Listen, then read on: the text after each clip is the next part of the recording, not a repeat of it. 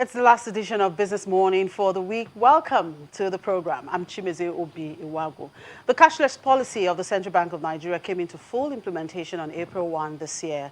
The aim was to reduce the amount of physical cash in circulation, thereby encouraging the use of electronic platforms for settlement or payment for goods and services.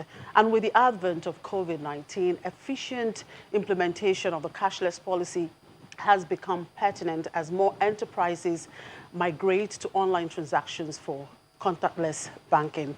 But how well are the banks meeting up with this responsibility amid a rising rate of cyber attacks? Joining me to have this conversation is the Executive Chairman of Excel Africa Group, Mr. Charles Nwodo. I also have in the studio the President of Nigeria Internet Group, Mr. Destiny Amana, and of course joining us via Skype is the Chairman of the Committee of Chief Information Security Officers, Mr. Abumere Igboa. Thank you very much, gentlemen, for joining us on the program. Thank you. Thank you. Right, let me start with you now, Mr. Nwodo. What's your assessment of the cashless policy so far? Thank you very much for having me on the program, and it's a great pleasure to discuss this all-important subject. The cashless policy of the central bank, like you rightly pointed out in your intro, was intended to deal with a very serious and growing problem in the economy, which was the cost and the risk of cash transactions, and the consequential impacts on bank customers. Because typically when the banks pay so much, spend so much, to manage the cash value chain, somebody has to, pick up the cost. So they pass on the cost to the customers. So the central bank actually initiated this move so as to encourage the banks to drive down their costs, by migrating to other channels, as well as improving the efficiency in the handling of the cash, and hopefully generate a more favorable banking environment that will attract more bank customers. In other words, financial inclusion, expand the basket of bankable Nigerians. So there's a whole lot of intentions, noble intentions that the central bank, had in mind in conceptualizing this policy. But whether those intentions have been achieved and to what extent they have been achieved is up in the air. And I think that's what we're going to interrogate at this session. Okay, let me come to you, Mr. Amana. Internet protocol security for online transactions are meant to enhance financial, inclusion as an alternative payment channel. What has changed in this regard? Has this really worked? Well, Nigerians are very well known abroad, unfortunately, for fraud, especially when it comes to internet fraud. I mean, we even joke about the fact that we have something called 419, and it's part of our lingo because of the special article 419 in our legal code. But the banks know this already, and like any other person that has to prove that they are worthy of your trust, they have gone above and beyond what they needed to accomplish to earn that trust.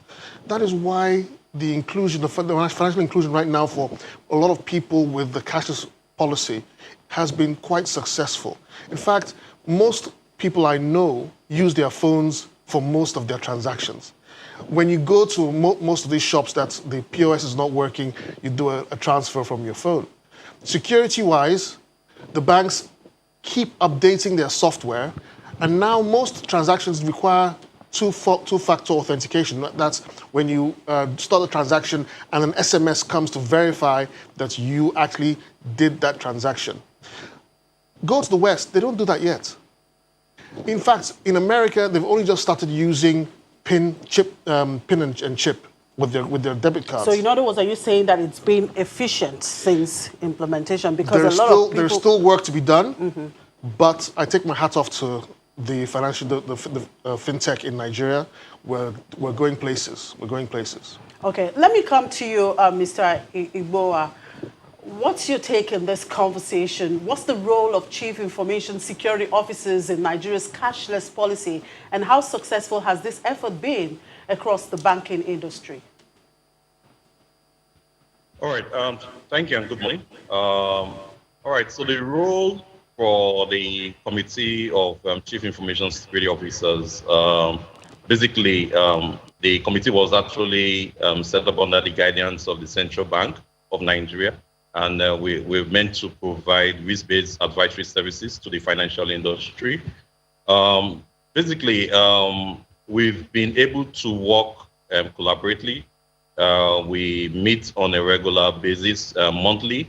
We even just completed a cybersecurity conference just last month.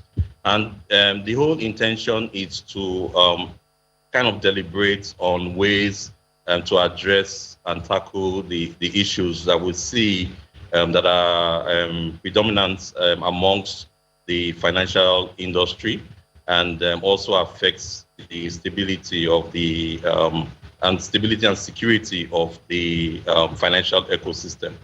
So there's a lot of inputs that goes back to the central bank, and also the bankers committee, where some of these issues are well deliberated and assigned as responsibilities to the committee to deliver and help better improve awareness and the confidence of the citizens on the financial ecosystem. Yeah. Now, Mr. Wodo, you are one of the licensed currency processing companies in the country. What are the constraints in the cashless policy implementation that needs to be fixed, for the policy to succeed? Thank you very much. I think first of all is to deconstruct the myth that somehow the country and the world is going cashless. I think there's a whole widespread assumption that that is the case. Unfortunately, that is what it is. It's a myth because, in fact, statistics suggest the exact opposite. Cash is increasing. Cash in circulation in Nigeria is increasing. Cash in circulation in even the advanced economies. The United States is increasing by 5% year on year. Cash in circulation in the European Union, as I was explaining to my friend here, is increasing even faster by a factor of about 6.5% year on year. In Nigeria, it is even more. And so the constraint we've had is this mindset that somehow cash is no longer a problem. But it is a problem because every day we are supposed to be an intermediary agent in the cash value chain between the central bank and the banks. Like I explained earlier, the whole concept of even having players like ourselves was to assist the banks, divest from activities like cash handling and the costs and the risks inherent in those activities, especially given that they were non-core. They are really non-core to banking activities. Banks are set up to lend money, to collect deposits, not to process cash. And because banks find this activity non-core to them, they are not really regulated, responsible to the regulators as far as those are concerned. So they don't consider it primary, if you like, to their day-to-day activities. And so they focus attention on activities beside this. And what is happening now is that you have a near stalemate in the sense that we, the licensed operators, do not have access, do not receive the patronage of the banks in line with the central bank guidelines. And yet the banks are, flouting the guidelines of the central bank by, essentially providing these services on their own, and the system is paying the price in the form of unfit notes, in the form of ATM, automated teller machines that are inadequate for the population of Nigeria. The target of CBN, for example, was by this year to have about 93,000 ATMs nationwide. But we just have like about 22,000? About 22,000. And people don't understand that the reason is because the main raw material for ATM is cash. And you have to have ATM fit cash in order for the ATM to work. Now, we're talking about cashless, and you want to encourage Nigerians to go cashless. But then, what discourages every average customer like myself is where you have dispense errors, and you don't even have to get your money back. I mean, that's a discouragement. How do we deal, with this? This should have been a bygone for now. It is, but to be fair to the central bank, this is a phenomenon that exists in every dispensation, including the so-called advanced countries. So, but again, the issue is let the entities that have the competence and can deploy the resources and the expertise to manage these things, be responsible for doing. So are you saying that the banks should mind the business of lending? Correct. And then outsource these services to competent entities, because this is not rocket science. There's technology for monitoring ATMs. There's technology for ensuring that the But we have some fintech companies attached to this bank that work with these banks. Yes. But the fintechs are minor changes in the value in the entire cash value chain. Unfortunately, like I said, the key players are the providers of cash, and those providers of cash are ourselves.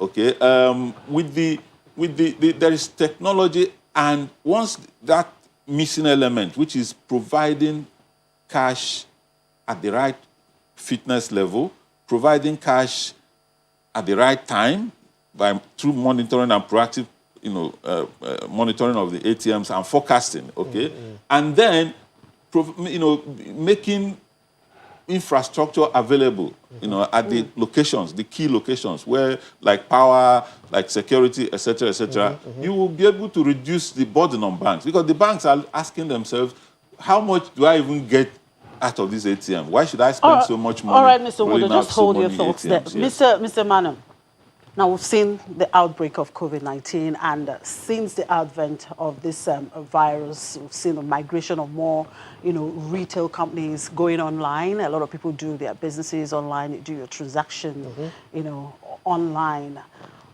How much do, merchants know about the risks that have to, go with e-commerce, space, and how can we really mitigate that? Because that's another challenge when you talk about going cashless. It's very interesting you should bring that up, actually, because, as you said, I'm the president of the Nigeria Internet Group. It's an advocacy group created to educate Nigerians about, first of all, the internet, second of all, how to use the internet profitably and safely, and thirdly, to make sure that the name of Nigeria on the internet is seen as a positive influence, as opposed to all the negative influence that we have actually garnered in the past. Now, your question about COVID, sometimes I look back and I go, wow, thank God for COVID, because it has opened the eyes of the average Nigerian. I remember 5-10 years ago going to people and saying, look, you don't have a website. Your customers are not just local VI or mainland customers. What if there is someone in satellite town that wants to order food from you? They've never tasted your particular dish, because he's not interested in those customers. He only wants his local customers. Now with COVID, people who didn't even have websites are now calling and saying, hey, that proposal you gave like 5-6 years ago, how far? I need to get online, because no one is coming. No one wants to take the risk. Now they've started taking those moves to get themselves online, but they're doing it with ignorance. There isn't a body that manages web designers, people who, because you go under the bridge, you see a sign that says website for 50,000 naira. You immediately pay because you need the website right now, and your domain name isn't even registered. You're burnt. You're thinking, how am I going to go forward? That's what we're here for, Nigeria Internet Group. We have a database of all the web designers. We have a database of developers. We monitor what people do on behalf of their customers, so that if you feel that you've been hurt in any way, you can report them to us. We can blacklist them on the internet. It doesn't mean we'll stop them from working, but the internet is such that just 2 days ago, I was on the way to a funeral. I had a small accident. The guy I hit, we came out, we spoke about it, and I said, look, here's my phone number. I'm late for this funeral. Call me with the cost and all. He called me that evening. I sent him the money yesterday morning. Only for this afternoon, someone telling me that he's already posted on Facebook the story and he's hailed me. I'm like, oh my goodness. The internet has that much power. Absolutely. Most people don't know. Now, security-wise, it starts even from the use of our phones. Most people that buy smartphones don't know that even though they've put their facial recognition, the security lock on the phone, they haven't secured their SIM card. If your phone is stolen, you can throw away your 200,000 naira phone and use your SIM card into a Balasa phone and send GTB 737 and it says, oh, I know you. Your balance is... and your money is gone. And it's just because of the SIM card. You see, ignorance is not an advantage here. Most people need to do research, find out, ask questions. They will learn. That's the only way you're gonna overcome it. Okay, Mr. Imora, I'm sure you're listening. Global cyber security company Kaspersky, I guess I pronounced that company's name correct, Kaspersky. Yes, it released a report that shows over 2 million phishing attacks were recorded in Africa in the second quarter of 2020, with Nigeria having about 300,000 of these attacks.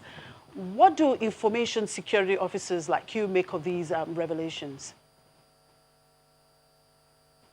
All right, thank you. So I think basically the information was expected, considering the impact the COVID-19 pandemic situation brought to our shores. So basically, people had to move. There was a lot of businesses had to move and adopt more digital platforms in conducting business. Policies and standards were not fully aligned or matured to handle the response to the COVID-19 pandemic situation. So a lot of companies did struggle, and that created a loophole or a vacuum for the attackers or hackers to actually exploit a lot of employees. So yeah, phishing attacks have been a thing in the past, but just recently that heightened because businesses have moved to had increased their use of more digital related systems. But I think what the CISOs had done in their various institutions was to ramp up their security systems by adopting cloud-based controls to be able to handle some of these challenges. Leveraging your traditional control systems was not enough anymore, considering the volumes that we started to see within the shores of our country. And we also did ramp up a lot on awareness, ensuring that employees clearly understood and took personal responsibility in protecting the information assets of the various institutions. So there was a lot of awareness campaigns that happened. We also did ensure that we could also measure the level of maturity in terms of those programs to determine that they were quite effective in managing the situation, and they were quite aligned with the strategy and objectives of the organization. So those were a few initiatives that were carried out by Mr. Mana, what can you say about the Kaspersky report? That name is quite tongue-twisted. Kaspersky. Very good, thank you. The Kaspersky report, the way I see it, it's just the tip of the iceberg. It has exposed a little bit of what is really happening. There's a lot more going on than what that report says. Just like, you know, the COVID reports that we see every day, right? Even if you doctored those numbers, you can't hide the amount of bodies that will start appearing if people were dying the way they were dying in the West, The Kaspersky report is a red flag for all of us. Okay. We need to actually start. All right, just hold your thoughts there. Let's take a quick break. We'll take a quick break, and when we come back, we'll continue with this conversation. Just stay with us.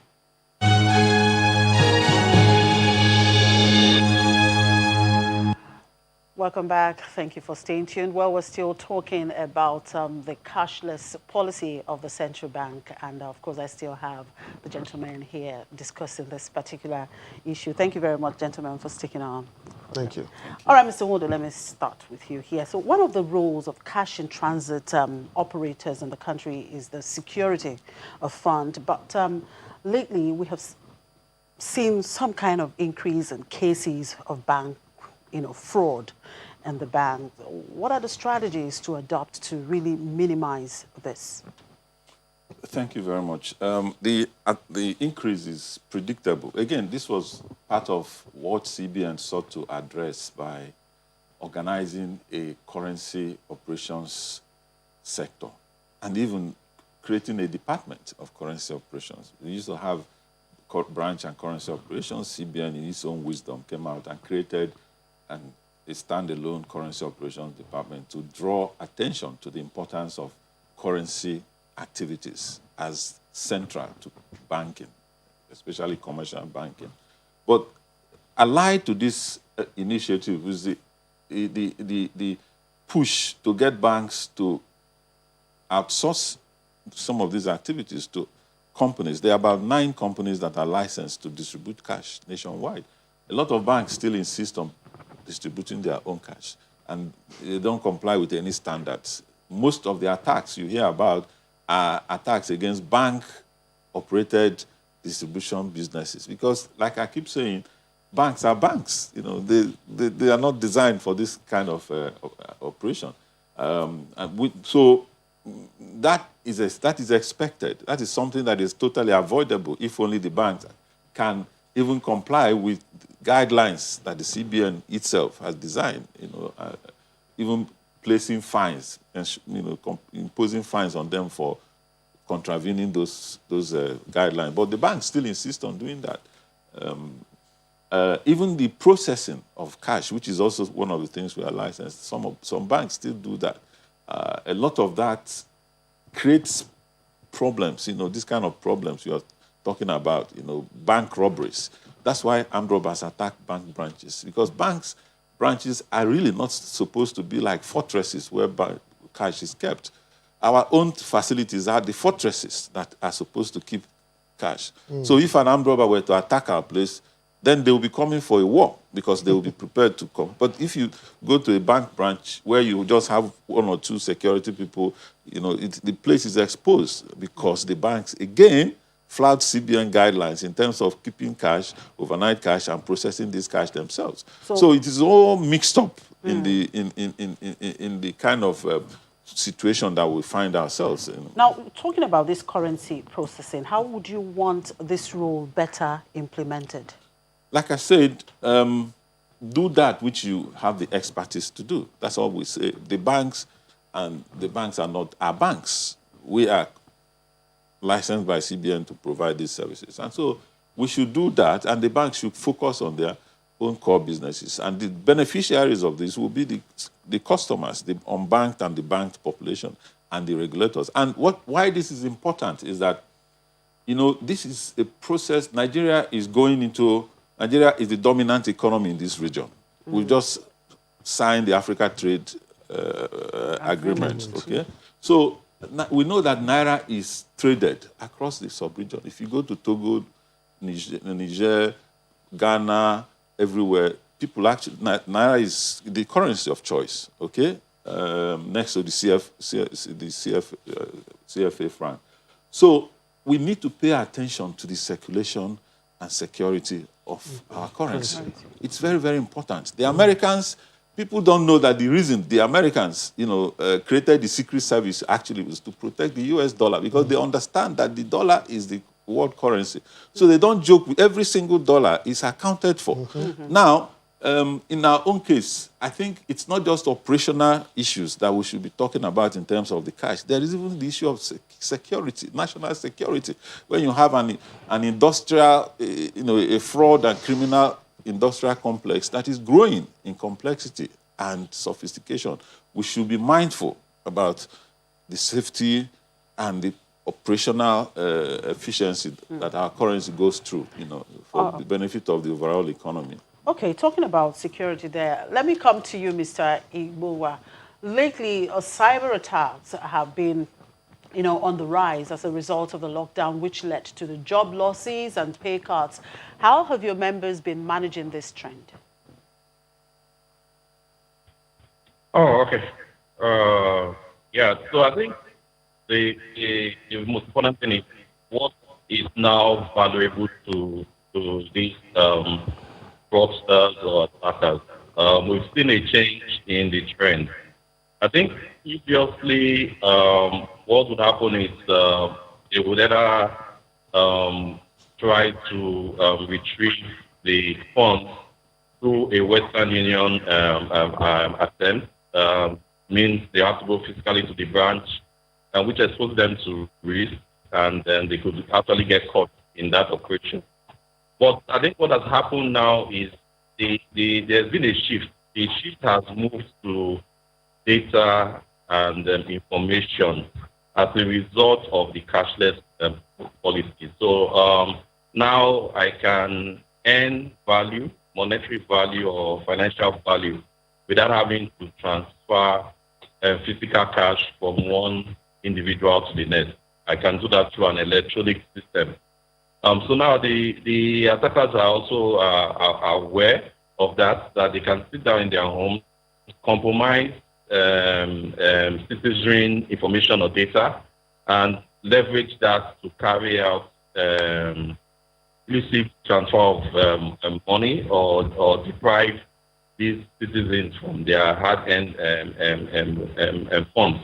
So that shift from physical currency to data and electronic currency, it's also a mind shift that the public also needs to be clear and understand the value of information. So I think one of the we've seen this trend, and we've been working closely with some industry stakeholders, speaking to NISTA, which is the Nigeria Information Technology Development Agency, who drafted the Nigeria Data Privacy Regulations to support the protection of information for various data subjects. So we've also seen that focus has grown with the recent draft bill for data protection. And I think it's going to a position where we as individuals and citizens of the country need to take personal responsibility in protecting our information, because that is now the part of the gateway to gaining access to our financial information and financial currency. So we've seen a couple of trends as a result of that, where social media is also being adopted to compromise sensitive information of various citizens. So they are either lured into prizes and asked to provide those information to be able to retrieve those prizes. So that kind of creates an avenue to be able to compromise people and the public, and to be able to leverage that information in carrying out practices around cyber breaches. But I think on the other end, where you talk about the impact from a job loss or job cut or pay cut perspective, I can't speak clearly for every financial institution, but I can say that experience has not happened for where I work and where I play my roles and responsibilities today. we've not had to take any take cut to be able to ensure that the business continues to strive. So I can't speak for everybody, so I would just say that I've not had that experience, so I can't really provide clarity on that one. Okay, now, Mr. Amana, corporate organizations today, adopt ISO certification for quality assurance and transaction security.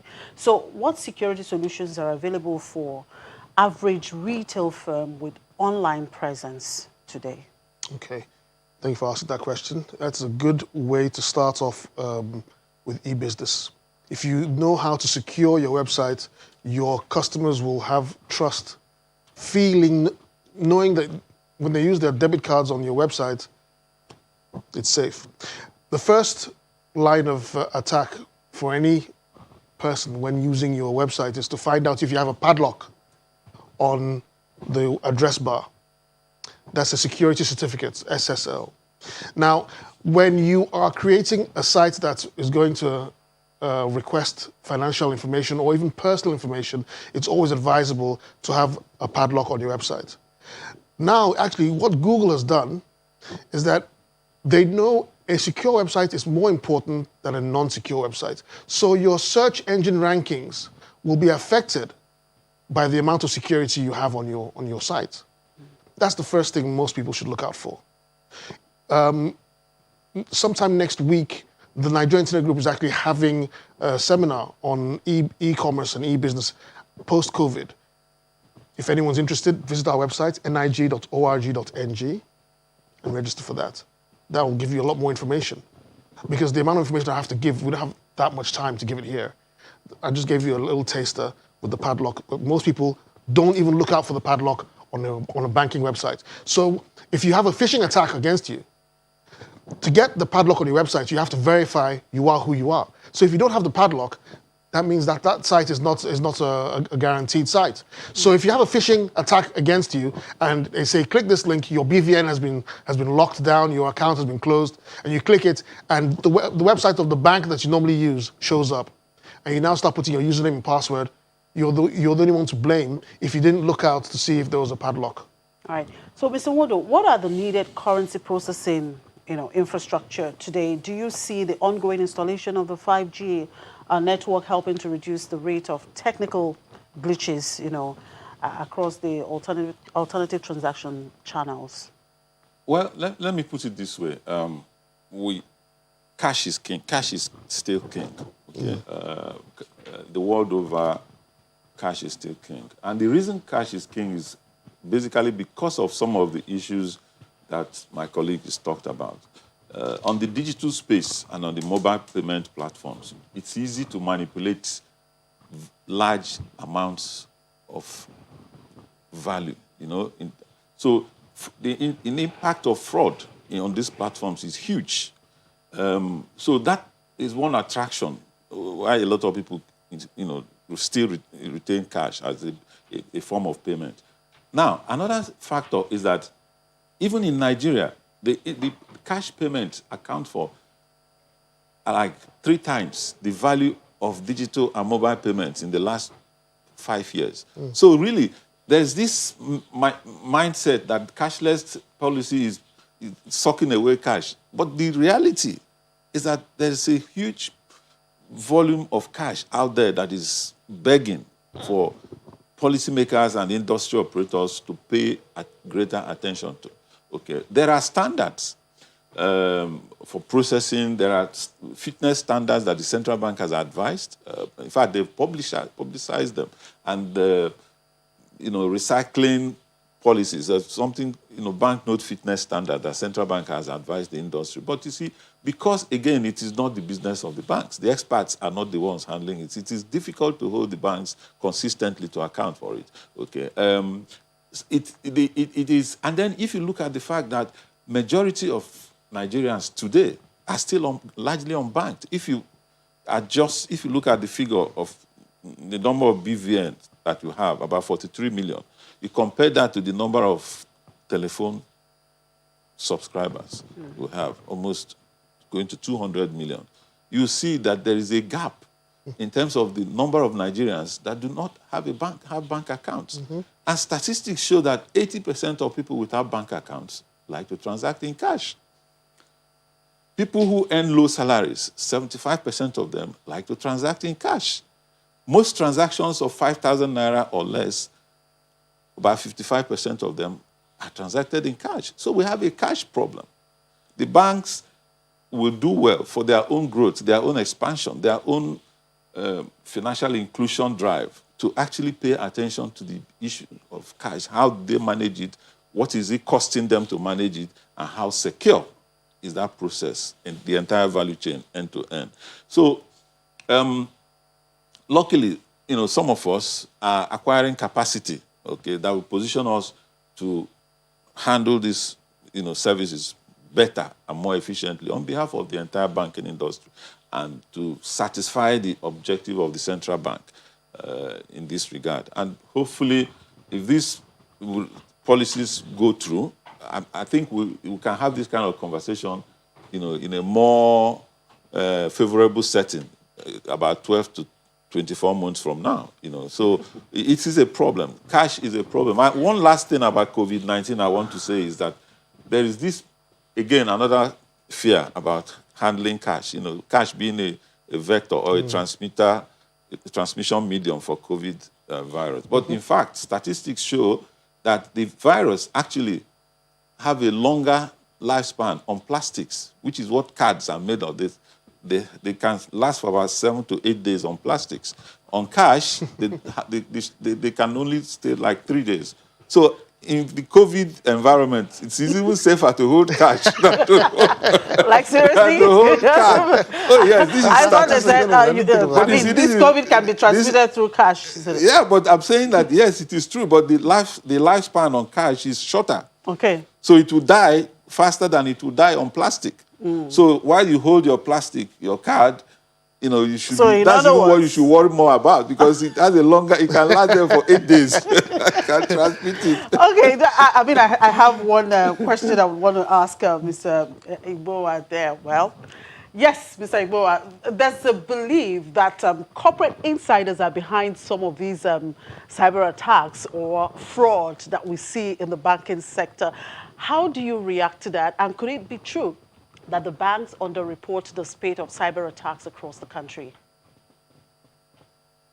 All right, thanks. All right, thank you. So we can't eliminate that position.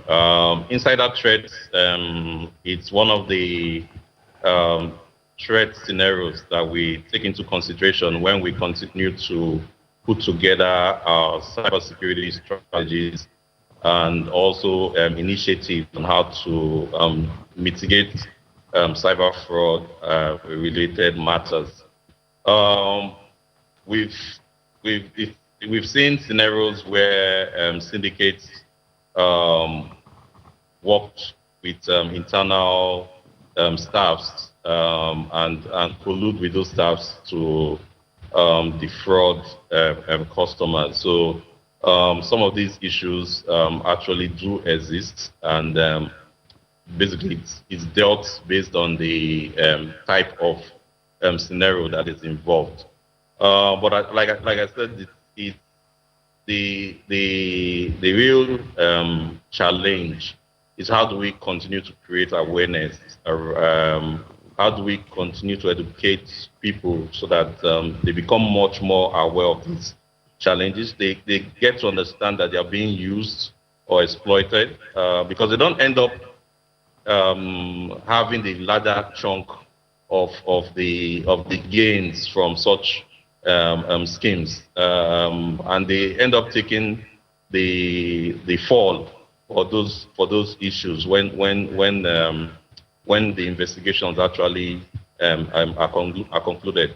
So I think yes, it's a scenario that really exists, but the financial industry has taken that into its risk framework as one of the threats to look out for, and measures are being put in place across different institutions on how to monitor that unusual behavior So they look out for key things within their environment to determine those, or rather reveal such behaviors. They are of different kinds, and I really don't want to reveal so much information around the measures that have been taken to address them. Mr. Igbo, well, I wish we have more time to really talk about this, because this is becoming very interesting.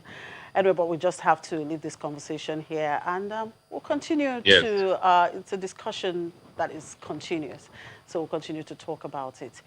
Thank you very much, gentlemen, for coming on the program. Thank you. I've been speaking with the Executive Chairman of Excel Africa Group, Mr. Charles Modo, and of course, the President of Nigeria Internet Group, Mr. Destiny Amana, and the Chairman of the Committee of Chief Information Security Officer, Mr. Abumere Igboa. Thank you, gentlemen, for coming on the program. Thank you. Thank you. Yeah, thank you.